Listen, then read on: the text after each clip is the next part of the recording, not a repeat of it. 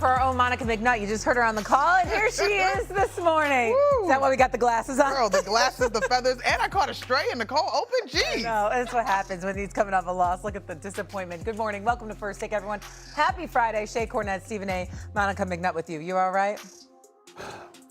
Well, first of all, I want to thank Coach McCune and Ole Miss. I want to thank all the people there. The hospitality was off the chain. They wanted to make sure I recognized that times are different in Oxford, Mississippi. Coach Yo and them. And Coach Yo and the crew, and she's wonderful. She's absolutely, she is phenomenal. They treated me great, gave me a standing ovation when I rolled up. I was like, damn, I didn't deserve that, but they gave it to me anyway. Thank you so much. The hospitality they showed me and my daughter, my baby girl Samantha, that was in the house with me. It was a beautiful experience, and I was in such a wonderful mood.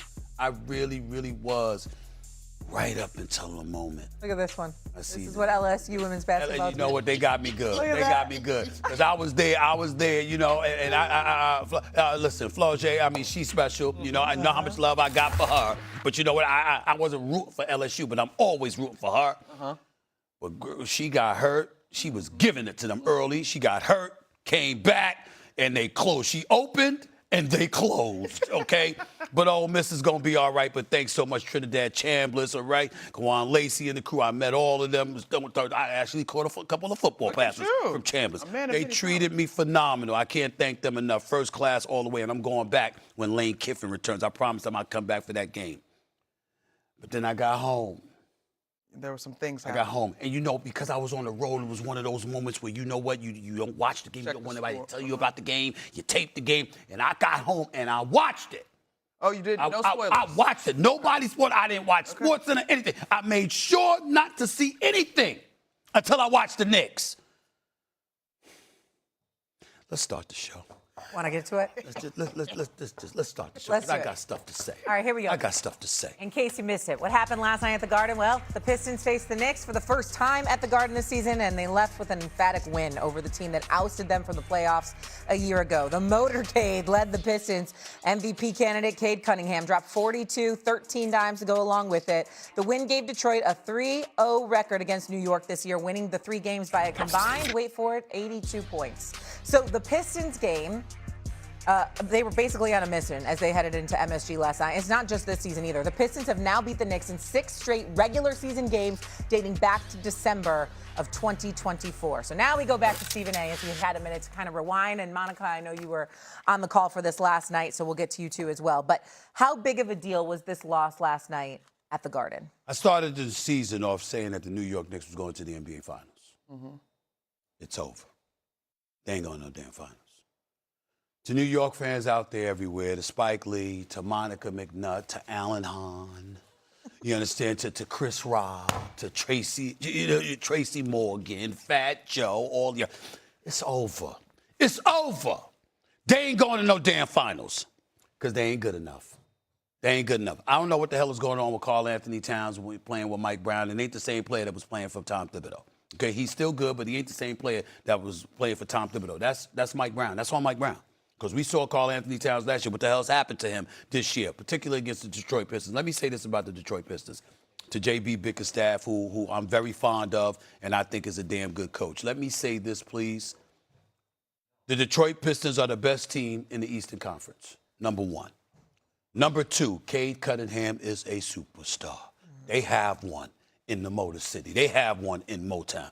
I ain't going to sit up there and sound like Jalen Rose with Detroit basketball because I can't stand it. I hate that stuff. You understand what I'm saying? But this team is legit. They are real. They're rough riders. They come at you. They're in attack mode. And I told everybody, it's about, they don't just want to win. They want the Knicks. They wanted to whip the Knicks' ass. And in 3 games this year, they've outscored the Knicks by 84 points. In 3 games this year, they've stomped the New York Knicks. Last night, they did it without basically their front line and Isaiah Stewart and Durant. You still punked them. And yet another star has come to Madison Square Garden to use that as their platform to ascension. This is what Cade Cunningham did. Cade Cunningham looked like Kobe last night. Cade Cunningham looked like LeBron last night. Cade Cunningham looked like Jordan last night at the Garden. We know what these people have. He looked like everybody but Steph Curry. As a matter of fact, he did look like Steph Curry because he had 5 3-pointers. He looked like Steph Curry last night. This is what I'm talking about. He went at him. He bust New York Knicks. He bust y'all ass. Y'all, without help. He said it's all right. That's how he treated y'all. And y'all know, with the ass kicking that you received in the first 2 meetings, you knew they were coming anyway. And you still let them do it on your home turf. This heart, this guts, the cardiac kids, known for scrappiness and fight under Tom Thibodeau, that ain't what we seeing. We seeing a very skilled New York Knicks team that's a damn good team, but a team that don't have it. They don't have what it takes to take the East. You had it 2 years ago, injuries. You had it last year, but you blew game 1. And now you gave these brothers life to ascend, okay? And they have. Detroit is not coming. They are here. Detroit can win the championship.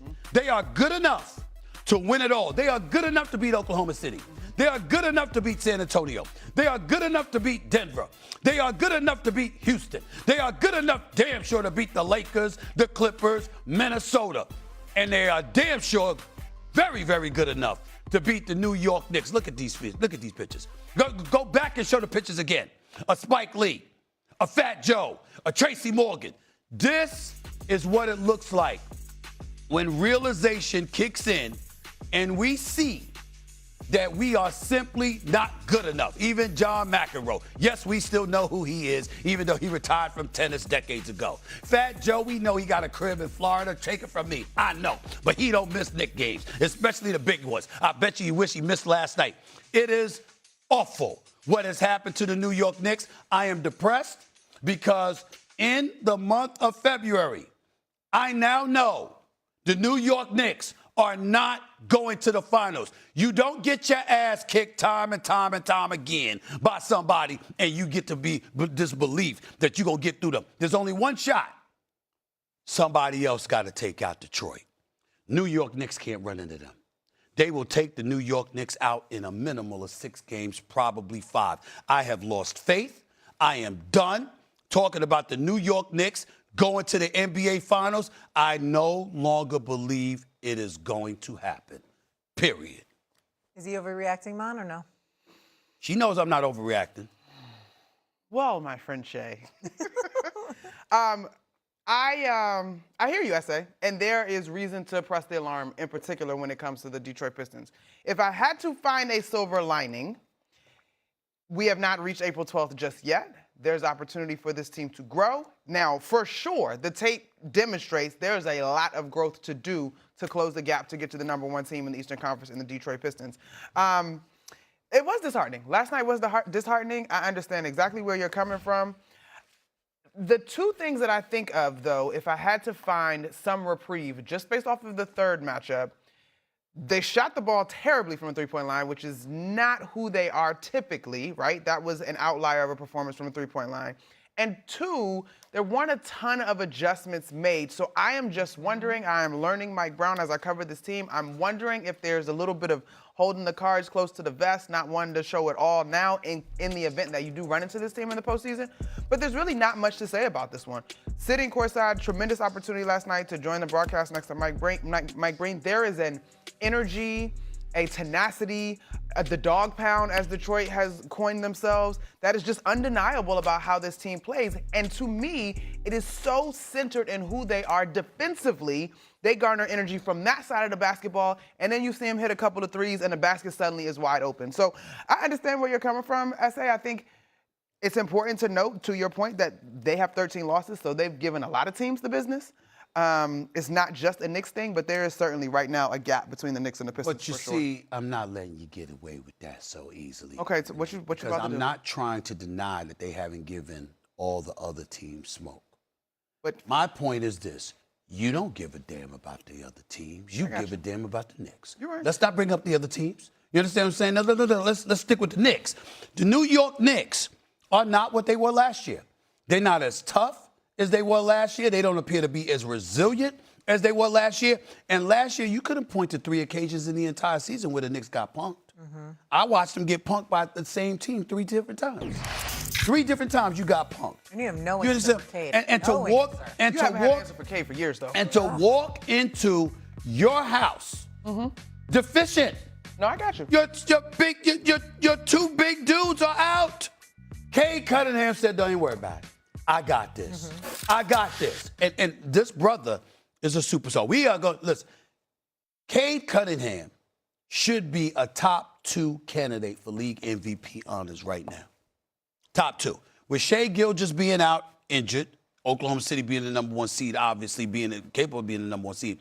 But Detroit is there right now. Jaylen Brown, with what he's had to work with and him doing what he has to do, we have to put him up there in that conversation. There is no doubt about that. But be very, very clear. Cade Cunningham could easily end up league MVP if Detroit continues to win like this. I'm with and this brother who's averaging over 25, look at this right now.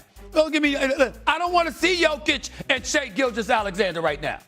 Okay? You're the reigning defending NBA champion. Shea Butters special, averaging over 30 for a 4th straight year. I get that part, but he been out the last couple of weeks. Jokic missed about damn near a month. I don't want to hear this. Cade Cunningham should be ahead of both of them right now. Ahead of both of them. And Jaylen Brown of the Boston Celtics should be in that conversation.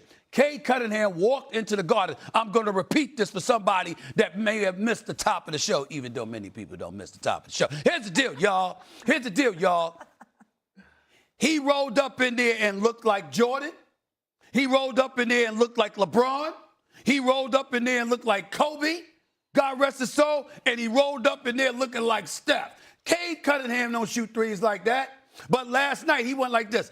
I'm going to just pull out my arsenal because we shorthanded, and these brothers actually think that they're going to take us out.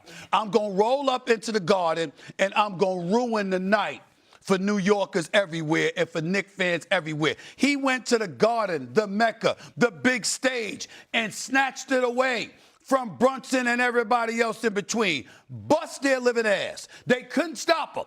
They couldn't stop him. And I'm looking at that, and I'm like, damn, this is the last thing that you needed. We are having to sit here today in February.